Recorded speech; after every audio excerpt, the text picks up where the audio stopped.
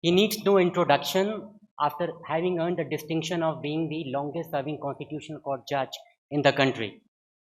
Now, Justice Chandrachud, during his combined 23 years as a judge and high courts, has rendered some of the most progressive, fiercely independent, as well as judgments which did not only go on to unfold new set of rights and a certain dignity, privacy, autonomy for the people, but also expanded the jurisprudential boundaries and set novel standards of judicial determination.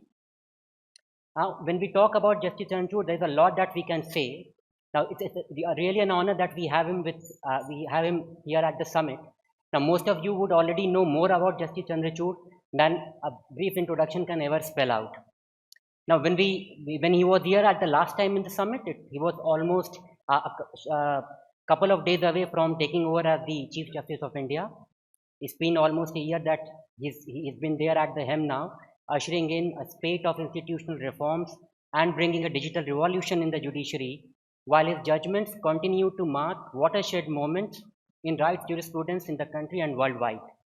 Ladies and gentlemen, please give the Honorable CJI a warm round of applause for gracing the summit. Thank you very much. Thank you, Utkarsh. So we'll begin this conversation with the theme of the summit that we have, which is beyond barriers. So when we look at the diverse barriers that we have in the legal system, we can see if we talk about women and marginalized communities.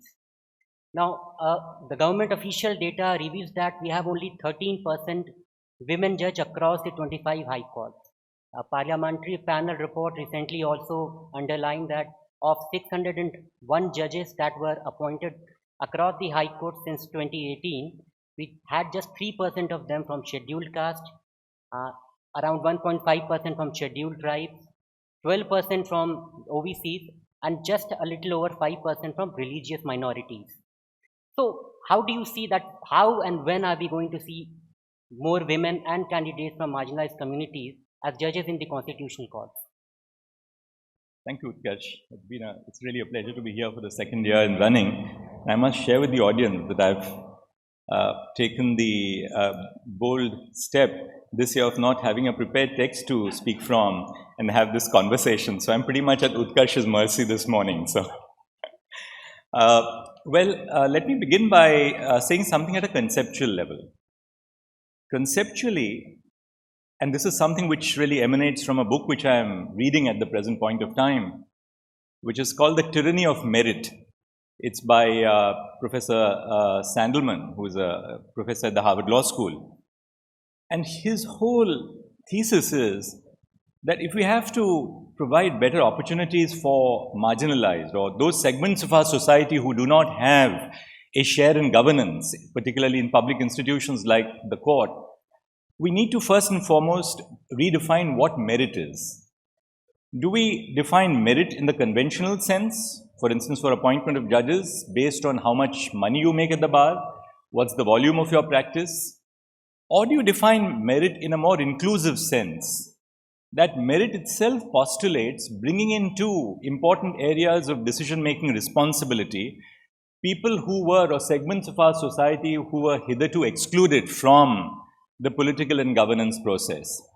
So if we define merit in terms which are conventional, for instance, law school admission test scores, or medical school admission test scores, or your 12th standard grades when you are seeking an entry into higher education, you will have exactly those people who come to the fore, because those scores do factor in your political capital, your social capital, your cultural capital, your economic resources as well.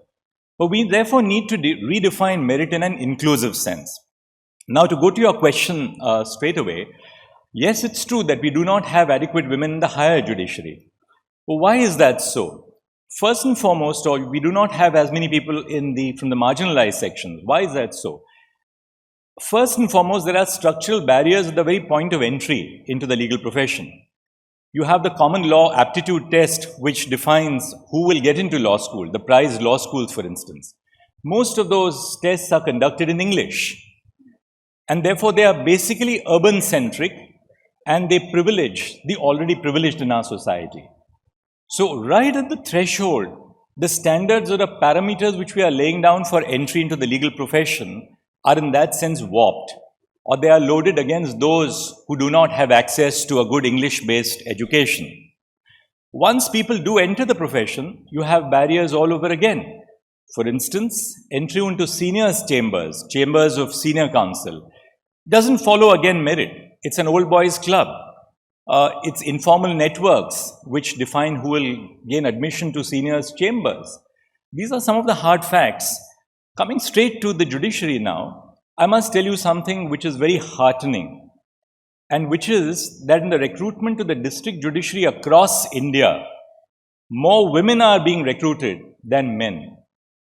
If you look at the national law schools, most of them, you find that more young women are entering into the entry classes than men. In the district judiciary, this is very heartening in states like Rajasthan or Uttar Pradesh or Maharashtra. For instance, in Maharashtra, over 70 out of 120 recruits were women recently. The same figures are replicating all over the country, which really means that if you open up a level playing field for women, they are capable of gaining entry into the best institutions of governance. But we need to create that level playing field for women. Very often, you find, for instance, when women are recruited into law firms or into seniors' chambers, you find that there is a reluctance to employ women because there's a perception that, well, women have to bear an unduly large part of the share of child rearing, familial responsibilities or societal responsibilities. That is something, therefore, mindsets have to change.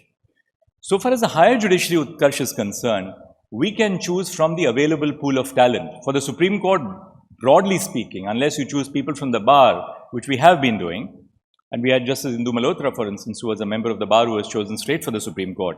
Our available pool of talent is the High Court judges. So unless we start by increasing the inflow of marginalized groups, including women, at the lowest level, we're not going to have a change for the future. But change, believe me, there is taking place all across India. Because when we find today that in the district judiciary across India, in states where women's education is gaining ground, as I said, Rajasthan, Madhya Pradesh, Maharashtra, of course the southern states, you will find in the next 10 years that these women are occupying positions of responsibility, as we have, women officers from the armed forces here who are occupying important positions of responsibility. So when you open up the space, you will find these people accepting and achieving better positions of responsibility. So you mentioned women officers, and I'm sure that it's by virtue of your orders, your judgment in the Supreme Court that these women officers, they got their due. Most of them are now holding the command positions. So you also mentioned about structural barriers. So I just wanted to bring that up. The structural barriers will consist of gender stereotypes, discrimination, lack of institutional as well as infrastructural support, and we will also have barriers such as religion, religious identity, caste, class. So when you talk about judicial orders and judgments, how far can a judicial order and judgment, they can create an environment, a system wherein these barriers can be eliminated? Or is there something more that needs to be done? Well, courts, as I would like to share with everyone present here, perform three critical functions, not just that one question or one function of deciding cases. The first and the most important function of courts in a democratic society like ours, governed by the rule of law, is the cases which we decide. But there's something far more subtle and more important which is going on in the process which we must understand. Courts have become important platforms for social engagement, not just for the verdicts which we deliver, but for the fact that we create a space for reasoned dialogue between diverse segments of society, between cross-sections of viewpoints. That's the second important aspect of courts. And the third, which is a less known fact, is the work which we do in our administrative capacities. So the work which we as judges do in our administrative capacities is extremely crucial. For instance, I'd like to share with you just one thing that we have been doing of recent times. One of the critical barriers to understanding the court process or to access to justice is language. The Supreme Court of India conducts all its proceedings in English, and the Constitution did so for a valid reason, which was that in a country where you have 22 languages recognized by the Constitution, you have diverse judges coming from different parts of the country. For instance, I don't know whether I belong to Maharashtra because thereafter I grew up in Delhi, I was born in Maharashtra, I served as Chief Justice of the Allahabad High Court, so I'm equally attached to UP. But I'm sitting with a colleague who comes from Gujarat, another colleague who comes from Uttar Pradesh. So we are diverse segments of society, diverse regions that we come from. But English was therefore construed by the constitution makers as one central language which could bind the institution together. But that's not the language in which people speak. And therefore that means that we are not able to reach out to people in languages which they understand across India. So one of the key things that we have been doing over the last 1 year since I took over as Chief Justice of India is that we have been in the process of translating all the judgments of the Supreme Court. There are 34,000 judgments of the Supreme Court since independence. And we are using machine learning. We have been using AI-assisted tools such as the Bhashini software or the Suhas software which has been prepared for the Supreme Court. For translating, we have today about 34,000 judgments, 31,000 judgments translated in various Indian languages. The idea is that courts must reach out to people. And in that sense, we must open up our processes so people understand what goes on in our courts. COVID was a game changer for us because most of our work had to be done on a video conferencing platform. Well, that was a necessity during COVID times, but there have been huge positives from our learning curve in COVID. One of the things which we learned in COVID times when we were on the video conferencing platform was that more women are arguing cases in court just because they don't have to waste the whole day in court waiting for their cases to reach. Women, as I said, perform multifold responsibilities. So it's far more efficient for a woman to be on a video conferencing platform than physically present in the court. We have begun live streaming our court proceedings. I'm sure a lot of you, a good friend told me recently when we were doing the hearings in the same-sex marriage equality case, he says, you know, watching your proceedings was better than watching a Netflix movie at the end of the day. But the idea of live streaming court proceedings really is to allow for people to understand what goes on in court. And I do believe that this is part of the process of confidence building, of ensuring that people for whom we really are intended to serve have an element of trust in the work which we do. Sometimes the work is very boring in the court, but they must know that, you know, citizens' small grievances, whether it's about pension, whether it's about, you know, the termination of a job, whether it's the implementation of industrial settlement or a tax reassessment order, occupies the same serious time of the court as any other big ticket case which you read about in the newspapers. So live streaming is one of the measures which we have taken. As I said, translation of our judgments which we have done. We are now also providing for transcription of court proceedings using, again, AI-assisted tools.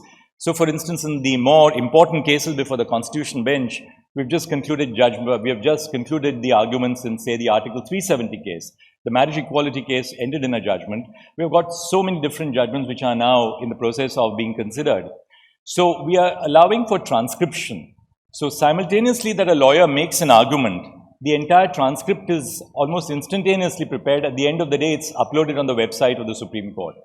So the idea behind doing this is to create a greater degree of transparency and accountability in the work of the court. Recently I had a case where a hearing impaired lawyer said that, well, I want to argue in the case, but I can't argue unless you provide me with a sign language interpreter. So we opened up our space for sign language interpretation as well, for providing access to simple things, and these are some of the low-hanging fruit. For instance, you know, for those who are visually impaired, most of our websites rely on visual capture, which means that they cannot access our websites. So we have tweaked our electronic software, our websites, to ensure that, you know, we are more available for people who are visually impaired. One of my own law clerks, who was a Rhodes Scholar, gave me sort of suggestions, and we have implemented that. We've also, in the last year, I had an accessibility audit conducted of the Supreme Court. And the idea of the audit was to understand our courts is the highest court of the nation, truly accessible to senior citizens, to pregnant women, to the queer community, to the marginalized groups. to women in general. It was chaired by a judge of the Supreme Court. I've just got the report a few days before the judge retired, and we are in the process of implementing it. And I hope that we can do that in future as well. One very interesting thing which I'd like to share with you, and then I can talk so much more, but I'll just conclude with that, which is we have prepared 2 handbooks recently over the past year. One is a handbook for LGBTQIA plus individuals who access courts, not in terms of their substantive rights, but what are the barriers that they encounter when they come to a court. Or women. A lot of legal discourse in our courts, in our legal system, is hugely polarized against women. For instance, you call a woman a career woman. What do you mean by calling a woman a career woman? That is it's pejorative. It's sort of to give the impression that, well, if a woman is pursuing a career, that's somewhat different for what a woman should be doing. Or, you know, there are words like, oh, she was a chaste woman, or a woman who has been raped is said to be ravished by someone who offended her, her dignity. So we've brought out this handbook on gender stereotypes as well, to educate our judges, to educate lawyers, to educate everybody in the system that there's some form of discourse which is just not acceptable in the legal system insofar as women are concerned. So the idea of all these initiatives is really to make our courts more accessible to society at large. I think it's also a process of changing mindsets. It's work in the progress, but you have to make a beginning, which we are hoping to do, and we have done already. Sir, you also mentioned about the reforms in technology, digital tools that the Supreme Court has been employing recently, and especially during your tenure as the Chief Justice of India. You were on it even before you took over, but it has been on a war footing ever since you have taken over. So when we talk about barriers to access to justice, how do these tools, technological tools, especially when we talk about barriers of language, comprehension, distance, there will be economical and physical constraints for somebody from a far off remote village in Kerala or someone from Gujarat to travel to the Supreme Court to attend his hearings. How do these digital and technological tools, they come to the aid of removing those barriers?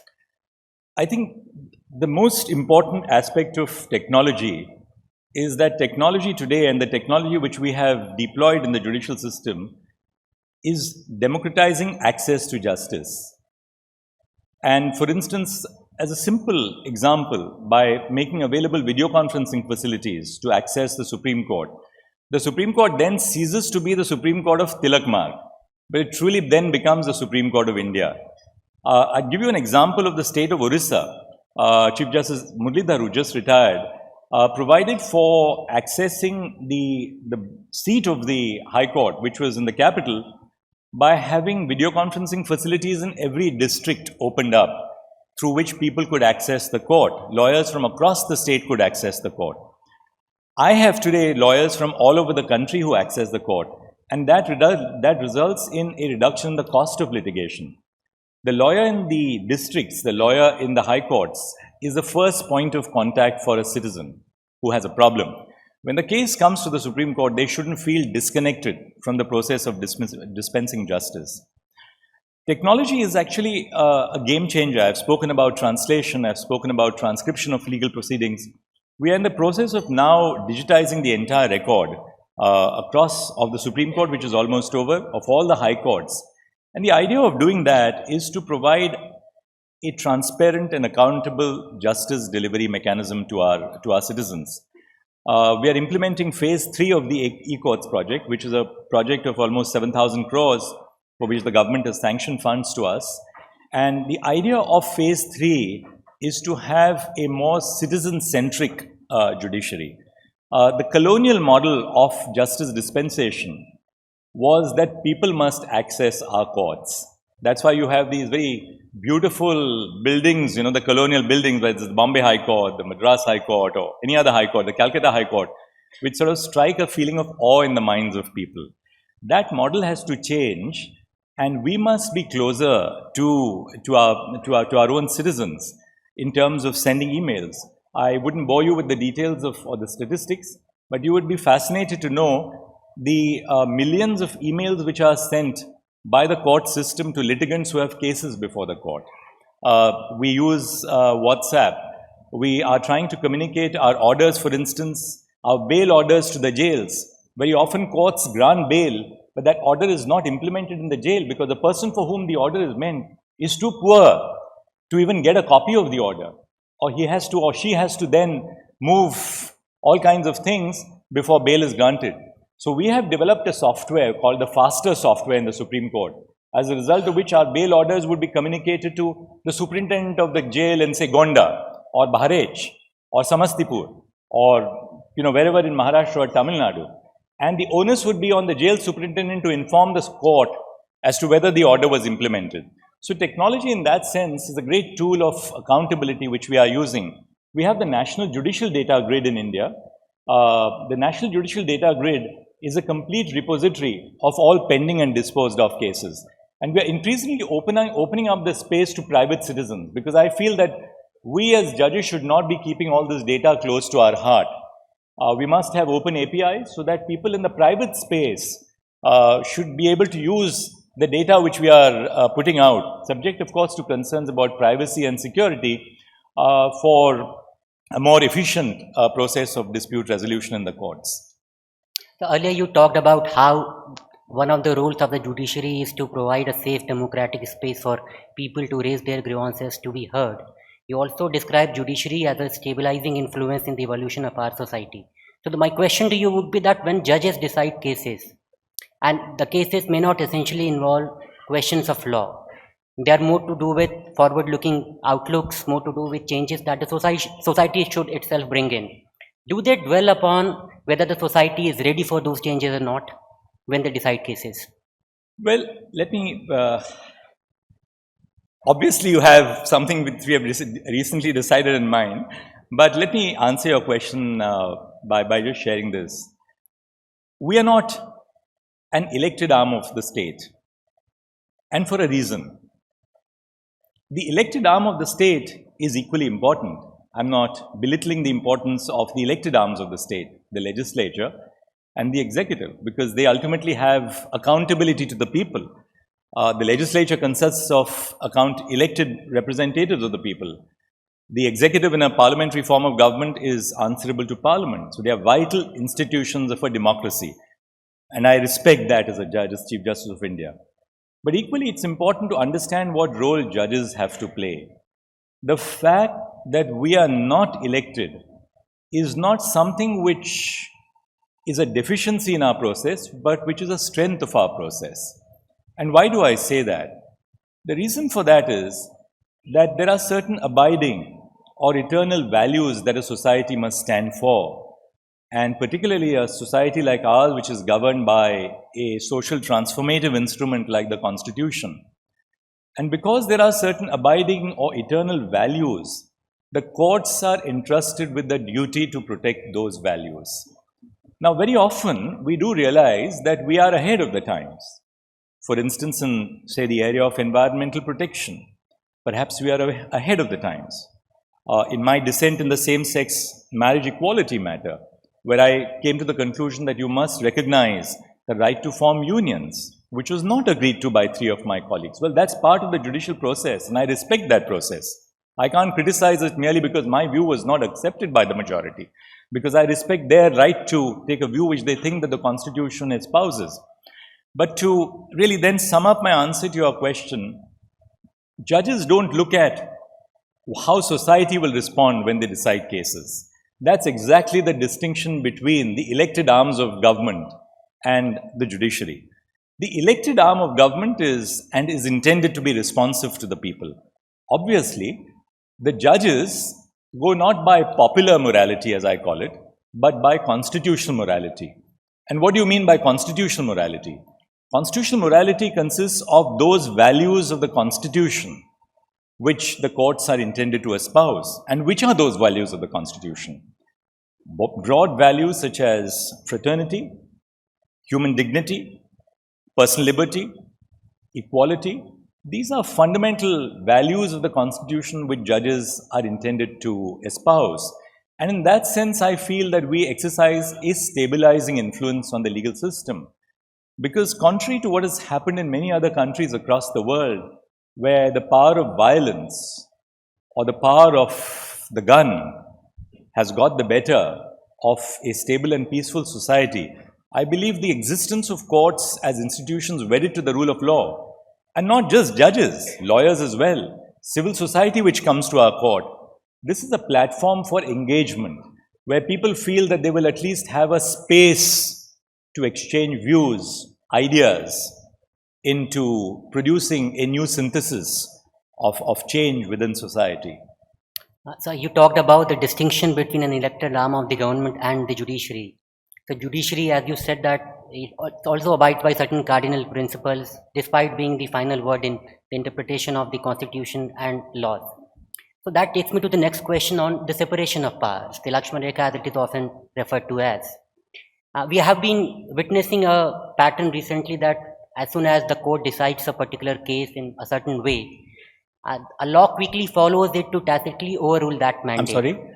As soon as the court decides a particular case, there is a law that quickly follows to overrule the mandate of that judgment. So how does that play out when we talk about the separation of power vis-a-vis the role and the duty of the court as being the final arbiter? Well, let me make it very, I'll try and answer this question not as a lawyer or as a judge, but just very simply for everyone to understand, because so many of the audience wouldn't be lawyers and judges here. There is a dividing line between what the legislature can do and what the legislature cannot do when there is a judgment of the court. If there's a judgment of a court which decides a particular issue, and that judgment points out, say, a deficiency in the law, it is always open to the legislature to enact a fresh law to cure the deficiency. What the legislature cannot do is to say that we think that this judgment is wrong and therefore we overrule the judgment. A judgment of a court cannot be directly overruled by the legislature, but if, and by the legislature I mean the state legislatures as well as parliament, but if a judge or a judgment takes a particular view of a legislation, it is always open to the legislature to cure the defect. And this is not happening now, recently for the first time. It happened the first time around, I mean, I might be wrong about the first time, but it happened even in 1951 when the Supreme Court of India held that the provisions for reservation in our constitution, the Champakam Dorarajan case, that the provisions for reservation in India would not extend to reservation in educational institutions. Therefore, Parliament then came in and amended the constitution to provide for reservations in educational institutions. It's been happening constantly in the tax arena. For instance, when we rule on a particular, say the validity of a tax, let me give you a very simple example of how it happens. Suppose a tax is challenged, the validity of a tax is challenged on the ground that the state legislature was not competent to impose the tax, but only Parliament can impose the tax. Alright? Therefore, the tax is struck down by the Supreme Court or by the High Court.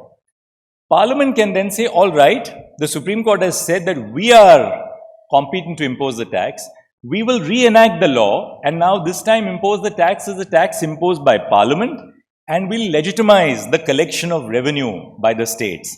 That is perfectly open to it because validating acts, we call them in law validating acts, these are perfectly permissible. What the court has done and which cannot be undone by the legislature is to directly overrule a judgment. That is completely impermissible. So, if we talk about the Republic, you often say that after 7 decades of our being the Republic, that the history of the Indian judiciary is the history of the daily life struggles of the Indian people. What is your vision for judiciary in say 2050 when we complete the centenary of our Republic? Well, let me begin by saying that, the Supreme Court is not just a constitutional court. We are a final court of appeal. And that role, as I see, is as important as our constitutional role. In our appellate powers, we deal with cases ranging from, say, intellectual property to the insolvency and bankruptcy code. We'll deal with cases ranging from labor to taxation. We deal with cases from murder to, assaults, rapes. So the wide variety of jurisdiction, perhaps we are the only court in the world which exercises this kind of wide jurisdiction. And for a reason. The Constitution intended that we should be a final court of appeal so that we perform the role of a people's court. There's a very seminal book which has been recently published by a professor at the National Law School in Bangalore, Aparna Chandra and William Hubbard and Sital Kalantri from the University of Seattle, where they have assessed the work of the Supreme Court of India as a people's court. And what they say is that in critical areas, our court is truly a people's court. And they've done a statistical analysis between 2010 and 2014, which indicates that as between the government and the citizens, as between the state as a prosecutor and the defendant, and certain other areas that they've analyzed, the court has veered around to protecting people's rights. Obviously with aberrations, because no institution is perfect. And if you ask me, I can point out aberrations in the history of our court, which I'm not defending for a moment. But that is really the perception which I see for the future. That the perception of the average Indian that this is a court for the people, it's a court meant to understand the grievances of the people, is very different from, say, what the American Supreme Court does. The American Supreme Court, say, entertains about 5,000 to 8,000 cases a year. Entertains in the sense they're in season of 5,000 to 8,000 cases in a year, and they'll actually decide about 80 cases in a year. To give you just some figures, we have already this year disposed of over 72,000 cases. So that just gives you the difference in the work which we do in India and say what the American Supreme Court does. 9 judges of the Supreme Court in the US deciding about 80 or 100 cases in a year. We've already decided over 72,000 cases just this year, and we still have 2 months to go, November and December. So that, going forward, I mean, it's very difficult to answer a question like that because, it requires me to look at the whole issue in hindsight and with a certain degree of foresight. But I think it's important for us as a court to continue to have the faith of citizens in terms of the work which we do, which is one of the reasons why, since I took over as Chief Justice last year, I've tried to continue with a permanent constitution bench. Not permanent in terms of the judicial personnel, different judges will hear constitutional cases, but we have a continuous rolling constitutional court dealing with cases through the year. So the first half of the year, we dealt with almost 55 constitution bench hearings at that time. For all of you who follow the news, you know that we have been hearing some of the most difficult questions of our times as judges. Because my own personal mission is that we can't profess to be right. As they say, we are final not because we are right, but we are right because we are final. But that is no reason for the court not to answer the critical or the seminal issues of our time. The work which we do is open to critique, it's open to criticism, it's open to a wider social dialogue, and hopefully, in that dialogue or critique, a broader synthesis will emerge for the future. But it's important that the court takes on its mantle of a key figure, as a key institution in the affairs of governance of the nation. And that we can do by deciding cases, but also in the work which we do as judges in fostering a more open administrative culture in our court system, which is, by the way, shielded from public scrutiny, because that's something which people just don't know about. So you mentioned judicial aberrations in the past, also about the fact that there are constitution benches, permanent constitution benches, to hear those cases of seminal importance. So let's take that with the retirement age of the judges in the Supreme Court. I mean, not to say that you being there and there is a year left for you to retire, but I'll still ask this question, that do you think that given the fact that we have these cases, and also given the fact that we have judges from different high courts getting appointed to the Supreme Court, they need some time to adapt, and they also need some time to hear those important cases. Is 65 too young an age for a Supreme Court judge to retire? And should there be a fixed tenure? What the age of retirement should be for judges of the High Courts of the Supreme Court, I'm not Parliament, so I'll not hazard an answer to that. But I'm not going to duck your question. I'm going to answer the question nonetheless. There are two models. You have, say, one model which the American Supreme Court or the American Constitution provides, of judges who have no age of retirement, and our Constitution provides, where judges of the District Judiciary retire at 60, the High Courts retire at 62, and Supreme Court judges retire at 65. Alexander Hamilton in the Federalist Papers dealt with this issue as to whether, having no retirement for judges of the Supreme Court will result in an unelected set of judges controlling the life of the nation for the future. And he tried to answer that. We have followed a different model where judges retire. But as someone who's been in the system for now 23 years as a judge, I have a different take. In a sense, I think it's important that judges must retire. And why do I say that? Because I think it's too much of a responsibility to cast on human beings in terms of their own infallibility by postulating that they shouldn't retire from office. Judges are human beings. You are prone to error. Societies evolve. What was par for the course, say, in the 1980s was no longer par for the course in 2023. And it's not going to be there in 2035. So it's important that, you must pass on the mantle to succeeding generations who would be able to point out to the errors of the past and rejig or to reset legal principles, the legal framework for society to evolve. Because giving that sort of a power to unelected judges to continue for life, I feel in the Indian context, was wisely not adopted by the Indian Constitution. So as to allow for a source of change, of transformation of legal principles as new and succeeding generations take and hold judicial office. You just said that you have been there as a constitutional court judge for 23 years. So I would want to ask you that, given the fact that the Supreme Court, that we know you hear almost 200 cases every month, then there are case files to be read when you are back home. You have to check orders, sign orders, write judgments, also dictate those orders. So how does the itinerary of a Supreme Court judge, with someone like you who has been there for 23 years, will be completing 24 years in March next year, the itinerary of a judge coupled with their exalted stature, that impact the social life and the family life of a judge? Utkarsh, let me only correct you on one thing. A judge in the Supreme Court doesn't decide 200 cases every month, but 200 cases every week. So that's the little change. Every week. But, because you anywhere between 70 and 100 cases on a Monday and 70 and 100 cases on Fridays. It's the real challenge, and this is something which I'll share from you, my experience. It may not be the same for every colleague in the system. The real challenge which you have is, how do you balance the competing requirements? On the one hand, you have this huge inflow of work which you have to deal with. And you can't say, I'm not going to deal with that inflow of work, because that's just going to accumulate on my pallet. How do you balance that with the need to create space, the mental space, for deciding some of the most seminal issues? That's the great challenge for a contemporary judge. Now, you can't tell the litigant who has come with you with that small grievance about a pension, about a termination of some service, some problem about the GST. You can't tell them, I'm not going to decide your cases because I'm hearing some important constitutional case. At the same time, important cases do require time, and they require a sense of space.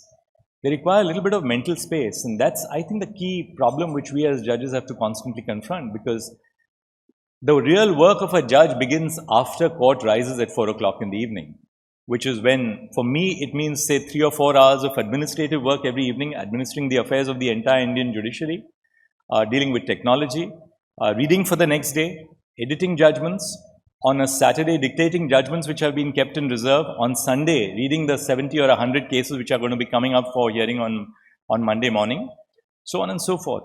But I think the real challenge, therefore, is, and we all have our own mantras. I have my own mantra, which is not something which I'd like to necessarily share, because, somebody else will say that this is not par for the course for me.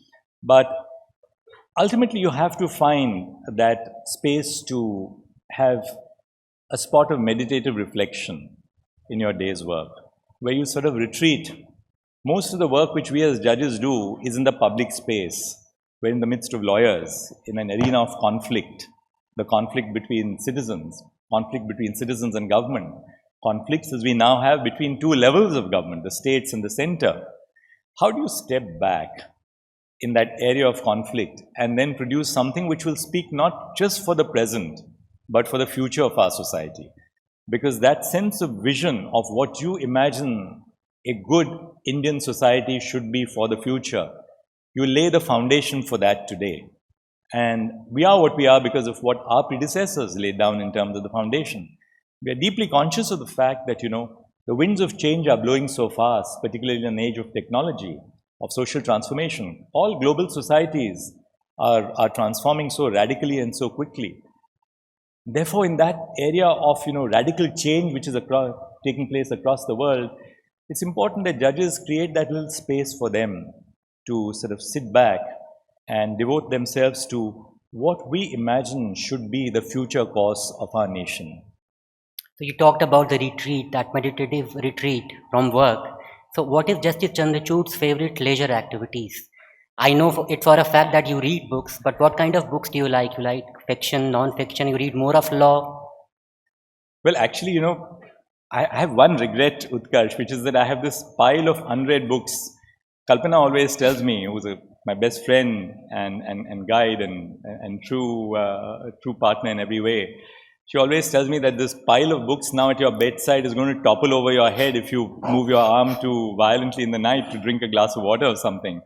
But I try and read very diversely. I try and create a space for about 45 minutes to an hour every night to read.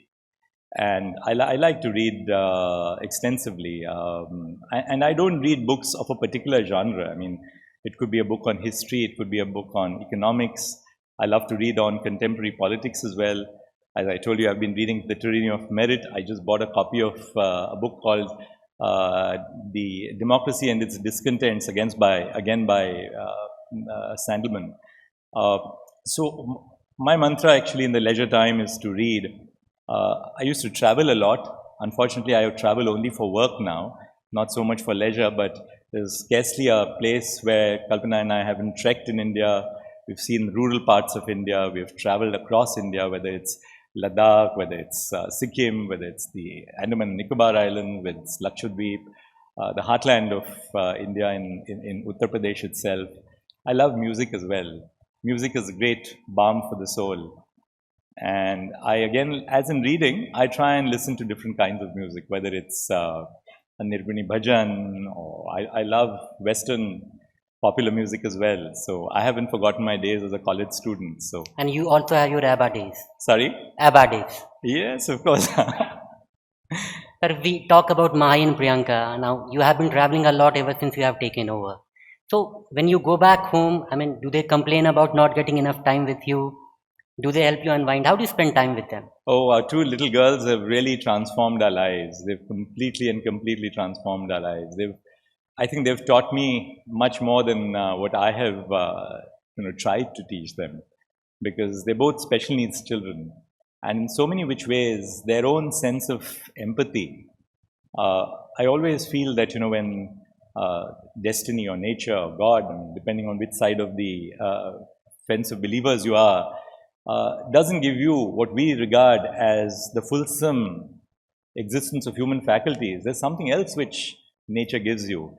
And every day of my life, I learn from these girls that there's so much more that nature has given them in terms of understanding, in terms of perception. These little girls, walk up to me and say something to me, and figure out something which is occupying my attention that day. I've not even uttered a word. And I say, my gosh, they've already figured it out even before my saying something. So they've been a huge source of learning for both Kalpana and me. And of course, I'm at work all day, and Kalpana has sacrificed her own career to sort of tend to our two lovely girls. So I think that it's been, but there are things like, I open my mobile phone and I see there's some beautiful song which has been loaded on my cell, and I realize that Mahi has loaded the song, for me, and then I listen to it on my way to court every morning. That's lovely to hear, sir. So there's another thing which everyone is excited about, the World Cup cricket, the men's cricket World Cup. You congratulated the team, ISRO and the scientific community in August for the successful Chandrayaan-3 mission. So do you have a message for the Indian men's cricket team? And do you watch cricket? Do you get the time to watch cricket? Well, I saw them lift the last World Cup in Mumbai. So what can a judge say to the Indian team, Utkarsh? I wish them the best. The weight of expectations of 1.4 billion, I'm a speck in that 1.4 billion, also throwing in the weight of my expectations. I'll say one thing to the Indian cricket team. and which is that, there is something about them which I truly, truly admire. And that's not just the Indian men's cricket team, but the women's cricket team as well. And which is that their aspiration for physical fitness. That's something which I admire, which I think you can't be fit as a cricketer and you can't be fit as a judge unless you're physically fit. And I admire truly, whether it's, I have a Mahi at home and then you have Mahi Dhoni as well. The one thing which I admire about the Indian cricket team is just this ability to be mentally so fit and in a state of ultimate equilibrium. And that's something which I think I, as an officer of a constitutional post, try and imbibe for myself, which is to maintain a state of mental equilibrium. So I just want to tell them that you inspire me. So they inspire you, and you talked about mental equilibrium. Are you at mental equilibrium after having been there at them for a year? How do you look at your 1 year tenure at the CJI? What have you accomplished? What's still left to do? Utkarsh, it's been a learning curve. As a judge, the one thing which you realize is that every day of your life is a new learning experience, because unlike, say, I dare say, a surgeon in an operation theatre, there are no givens for a judge. Every case which you open is a new case because it's dealing with a new human life. And it's a new human experience which you are unfolding in your working life. So for the last year, it's been a challenge because I've tried to balance out the requirements of being a judge. The Chief Justice of India is called a primus inter pares. That's a Latin phrase. Forgive me for using Latin. It means first amongst equals. Because the Chief Justice of India is a judge first and foremost. And as the head of the Indian Judiciary, I'm deeply conscious of the fact that my role first and foremost is to decide cases. But that's not all that a Chief Justice of India is expected to do. Because you have to lead the affairs of the nation's judiciary in terms of the changes which you want to bring into the Indian judiciary, which is part of my mission for the future in the time that I have before the Constitution tells me, thank you, it's time to go home. And thank you so much, sir, for your valuable and uneasy insights into a spectrum of issues surrounding the judiciary and your contributions to it. Thank you so much. Please give him a thunderous round of applause. Thank you. Thank you.